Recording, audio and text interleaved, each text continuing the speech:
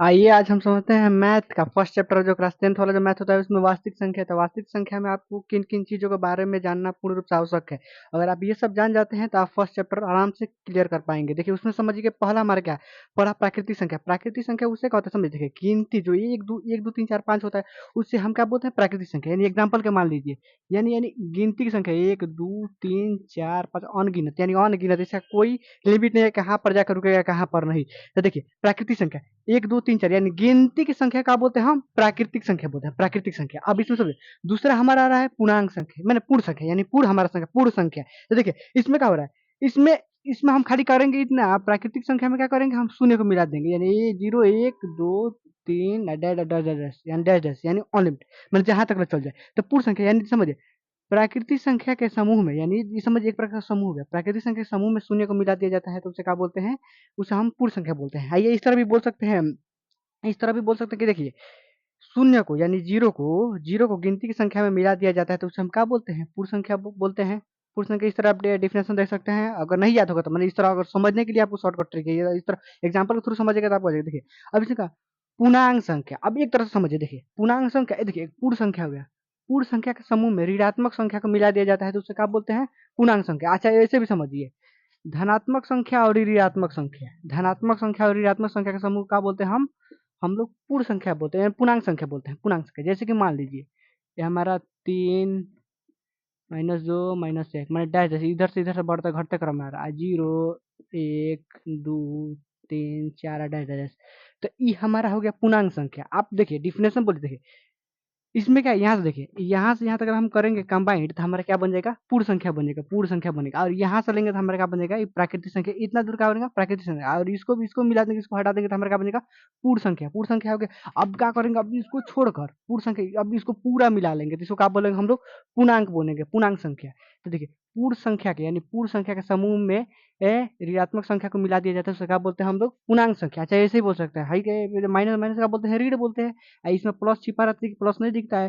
तो ऋणात्मक संख्या और धनात्मक संख्या समूह का बोलते हैं हम लोग पूर्णांक संख्या बोलते हैं। अब परिमेय संख्या देखिए, परिमेय संख्या वैसी संख्या, मतलब वैसी संख्या है जिसे हम लोग पी बाटा क्यूब के रूप में, यानी पी बाटा क्यूब के रूप में, यानी समझिए पी बाटा क्यूब के रूप में कहने का मतलब है कि बाटा में, जैसे कि बाटा में हम लिख सकते हैं, जैसे कि एक बाटा दो, चाहे दो चाहे तीन।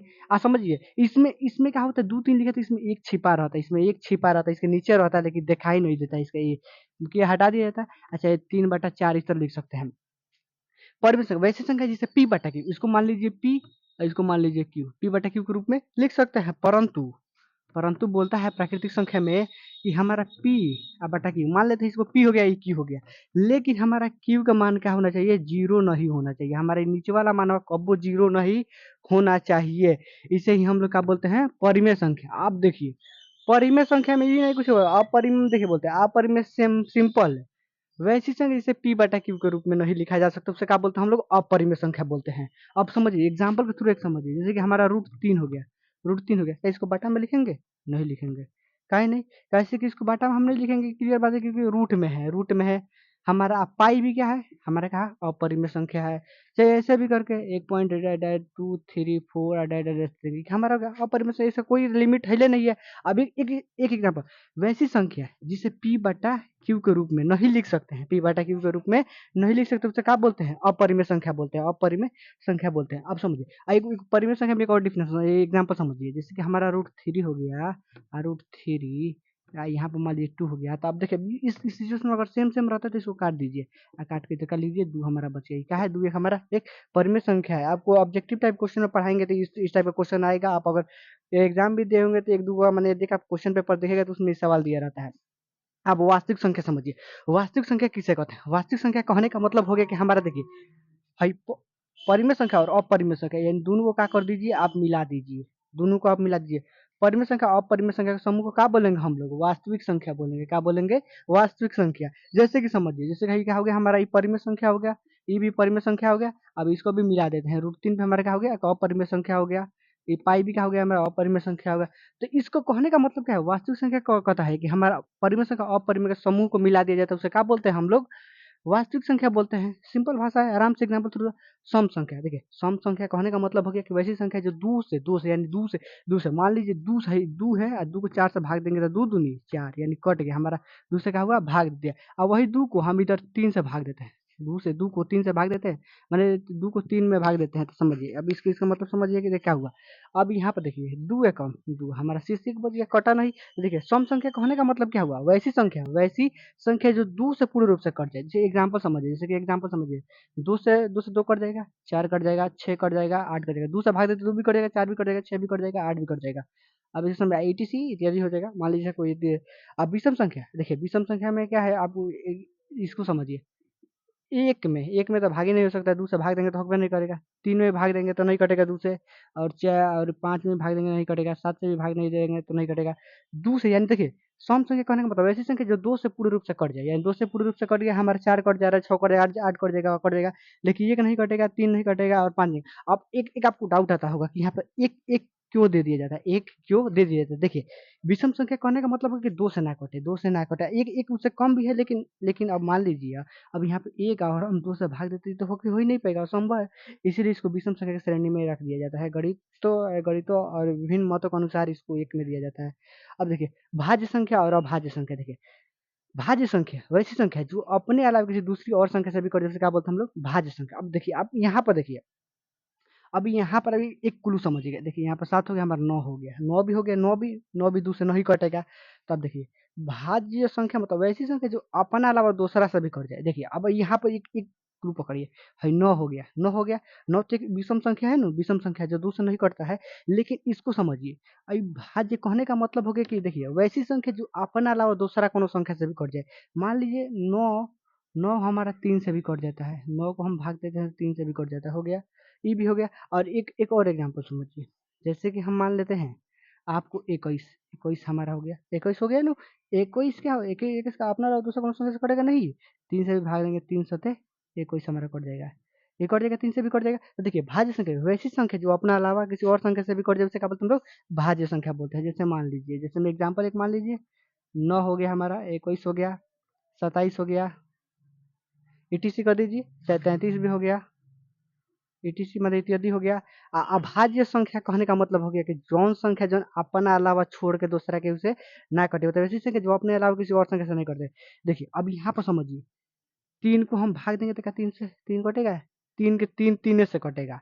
अच्छा इसको शुरू समझिए, 2 हो गया हमारा, 2 अपना अलावा और कोनो संख्या से ना कटी, 3 भी हो गया, 3 भी नहीं कटेगा, 5 भी नहीं कटेगा, 7 भी नहीं कटेगा, लेकिन 9, 9 तो हमारा कट जा रहा है, तो 9 का हो जाएगा भाज्य में चल जाएगा। 11 हमारा नहीं कटेगा, 11 भी क्या आ जाएगा अभाज्य संख्या, इस तरह बढ़ते बढ़ते चल जाएगा। तो देखिए अभाज्य का मतलब जो अपना अपना ला दूसरा केहू से ना कटेगा, उसी को बोलते हैं अभाज्य संख्या। सम अभाज्य संख्या, देखिए सम अभाज्य संख्या इसका कोई जरूरी नहीं है, लेकिन आपको आगे चलकर इंटर में जब आप पढ़िएगा मैथ तो उसमें आपको ये संख्या रहता है। सम अभाज्य संख्या कहने का मतलब हो गया कि देखिए वैसी संख्या जिसका HCF खाली एक होता है, जिसका HCF एक होता है। अब देखिए जैसे कि हम मान लेते हैं 5 और हमारा 3 का बोल देंगे कि HCF निकालो, HCF यानी आप लोग अगर पढ़े होंगे हाईएस्ट यानी मॉस, यानी उसको क्या बोलते हैं शॉर्टकट में मॉस, यानी उसको बोलते हैं महत्तम समापवर्तक। महत्तम समापवर्तक आपको इस चैप्टर में मॉस के बारे में पूर्ण रूप से पढ़ना है। इसमें देखिए, इसमें आपका देखिएगा सम अभाज्य मतलब सम अभाज्य का मतलब सिंपल भाषा है कि वैसी संख्या है जिसका HCF का हो एक हो, HCF का हो सिर्फ खाली एक हो। तो देखिए हमारा 5 और 3 को इसमें आपको HCF निकालने के लिए बताएगा होगा, सबसे छोटा अंक से आप बड़का में भाग देना।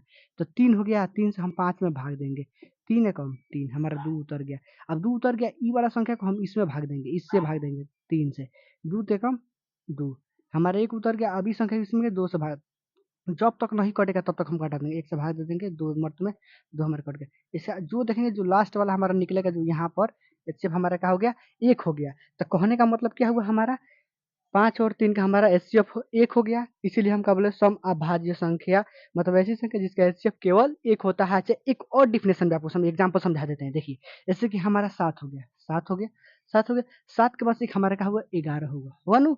अब इसमें देखिए आपको भाग मत दीजिए, आप सिर्फ एक ट्रिक बताएंगे उसमें थोड़ी गए। अब यहाँ पर देखिए HCF निकाले, 7 को अभाज्य गुणनखंड पूरी है, 7 के पढ़ा को एक एक के पढ़ा कितना ले पड़ेगा 7 हल पे, 7 कम 7 हो गया, 11 हो गया, 11 का पढ़ा कितना पड़ेगा 11 में, तो 1 गुणे 11, 11 कम 11। अब इसमें दोनों दोनों सेम मिल रहा है, तो इसे क्या हो गया एचसीएफ, हमारा क्या हो गया एचसीएफ 1 हो गया, साथ साथ नहीं मिल रहा, इसको हटा देंगे, जो मिलेगा उसको लिख देते हैं, हमारा एचसीएफ हो गया। इसका क्या हो रहा है, केवल एचसीएफ एक आ रहा है, इसलिए हम इसको सम अभाज्य संख्या का बोलते हैं, इसका जिसका एचसीएफ एक होता है उसे सम अभाज्य संख्या बोलते हैं। और एक खाली और फिर शुरू समझ लिए, देखिए प्राकृतिक संख्या मतलब प्राकृतिक संख्या कहने का मतलब वैसी संख्या, ये वैसी संख्या जिसको 1 2 3 4 5 संख्या का बोलते हैं हम प्राकृतिक संख्या बोलते हैं, यानी गिनती की संख्याओं का बोलेंगे हम लोग प्राकृतिक संख्या बोलेंगे। पूर्ण संख्या यानी गिनती की यानी गिनती की संख्या में शून्य को मिला दिया जाता है तो क्या बोलते हैं हमारा पूर्ण संख्या हो जाता है। आइए इन ही याद होगा तो दूसरा भी डिफिनेशन याद कर लीजिएगा। प्राकृतिक संख्या के समूह में जीरो को मिला दिया जाता है तो उसे क्या बोलते हैं हम लोग पूर्ण संख्या बोलते हैं। यदि हमारा प्राकृतिक संख्या होगा इसमें जीरो को जोड़ देंगे तो हमारा क्या बनेगा पूर्ण संख्या। अब यहाँ पर समझिए पूर्णांक कहने का मतलब है, पूर्णांक कहता है कि है दोनों पूर्ण संख्या और प्राकृतिक संख्या दोनों मिल जाए और माइनस भी माइनस यानी ऋणात्मक संख्या भी आकर मिल जाए तो हम क्या बोलेंगे पूर्णांक संख्या बनेगा। तो पूर्णांक में नहीं करने का मतलब है वही क्या हुआ हमारा पूर्ण संख्या, यहाँ से याद रखना पूर्ण संख्या के समूह में ऋणात्मक संख्या को मिला दिया जाता है तो हमारा क्या बन जाता है पूर्णांक संख्या। अच्छा नहीं याद होगा तो इसे बोलिएगा ऋणात्मक संख्या और धनात्मक संख्या के समूह को क्या बोलेंगे हम लोग पूर्णांक संख्या बोलेंगे। परिमेय संख्या वैसी संख्या जिसे पी बाटा क्यू के रूप में यानी पी बाटा क्यू के रूप में हम लोग लिख सकते हैं उसे क्या बोलते हैं हम लोग परिमेय संख्या, लेकिन क्यू बराबर जीरो नहीं होना चाहिए, नीचे का मान हमेशा जीरो नहीं होना चाहिए। परिमेय संख्या वैसी संख्या जिसे पी बाटा क्यू के रूप में नहीं लिख सकते उसे क्या बोलते हैं हम लोग अपरिमेय संख्या बोलते हैं। वास्तविक संख्या देखिए परिमेय और अपरिमेय संख्या का मिला देने पर हमें क्या मिल जाता है वास्तविक संख्या प्राप्त सम संख्या वैसी संख्या है जिसे दो से पूरा पूरी कट जाए उसे क्या बोलते हैं हम सम संख्या। विषम संख्या वैसी संख्या जो दो से ना कटे उसे क्या बोलते हैं हम लोग विषम संख्या। भाज्य संख्या वैसी संख्या जो अपने अलावा दूसरे संख्या से भी कट जाए उसे भाज्य अभाज्य बोलेंगे। जो अपने अलावा किसी और कोनो संख्या से ना कटे उसे क्या बोलते हैं अभाज्य। सम अभाज्य का मतलब जिसका एचसीएफ होता है उसे सम अभाज्य संख्या बोलते हैं।